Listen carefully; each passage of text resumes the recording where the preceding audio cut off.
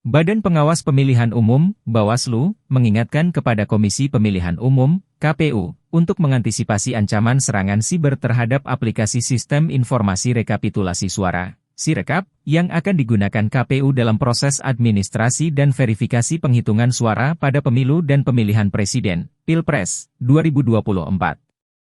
Ketua Bawaslu Rahmat Bagja menegaskan, meski Sirekap hanya merupakan alat bantu dalam proses rekapitulasi pemungutan suara, namun juga harus memberikan akses penuh kepada Bawaslu untuk bisa mengawasi hasilnya. Dan juga akses Sirekap dibuka kepada Bawaslu, tidak hanya interface, antarmuka-nya doang, tidak hanya mukanya saja tapi dalamnya juga, kata Rahmat dalam rapat dengar pendapat, RDP, Komisi 2 DPR RI, dengan Dirjen Politik dan Pemerintahan Umum Kementerian Dalam Negeri, KPU, Badan Pengawas Pemilu, Bawaslu, dan Dewan Kehormatan Penyelenggara Pemilu, DKPP, di Gedung DPR, Jakarta, Rabu, 17 Januari 2024. Rahmat juga meminta supaya KPU bekerja sama dengan Badan Siber dan Sandi Negara, BSSN, untuk memastikan kegunaan data dan antisipasi serangan siber pada hari pemungutan suara.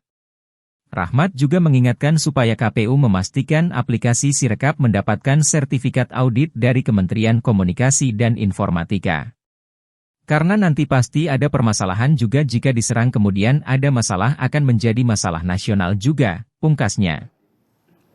Yang perlu tekankan adalah bahwa Sirekap adalah alat bantu. Dan kemudian akses terhadap Sirekap dibuka kepada Bawaslu, tidak hanya interface-nya doang, tidak hanya mukanya saja tapi dalamnya juga. Pak Ketua KPU tuh. Ini pesannya begitu tadi barusan. Jadi jangan kepanjang nyatet nih. Catat sama siapa. Jadi tadi apa? Sirekap adalah alat bantu. Alat bantu. Yang kedua, Sikap harus dibuka aksesnya bukan hanya interface saja. Oke. Terus kemudian harus dipastikan KPU harus bekerja sama dengan BSSN untuk kegunaan dan juga keamanan data serangan cyber pada saat hari H. Karena nanti pasti ada permasalahan juga jika diserang, kemudian ada masalah, itu jadi akan isu nasional lagi.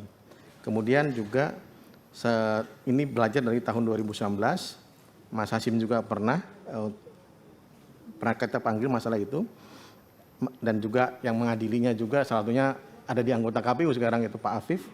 Jadi tentang sertifikat audit Sirekap. Nah, kalau nggak salah keputusan kita dulu administrasi sedemikian. Jadi harus ada sertifikat audit oleh Kominfo yang untuk Sirekap ini, sehingga kemudian tolong dipastikan harus ada. Dan juga izin Pak Ketua dan para Wakil Ketua, kami minta untuk rapat pleno yang kemudian diambil sebagai rapat pleno tetap menggunakan PKPU lama rapat pleno terbuka. Karena kalau penghitungan suara menggunakan hanya rapat pleno bisa dua artinya. Dalam Undang-Undang 7, rapat pleno ada dua menurut rapat pleno KPU, satu tertutup dan satu terbuka. Jika kemudian hanya rapat pleno, maka indikasi untuk rapat pleno tertutup kemungkinan itu ada.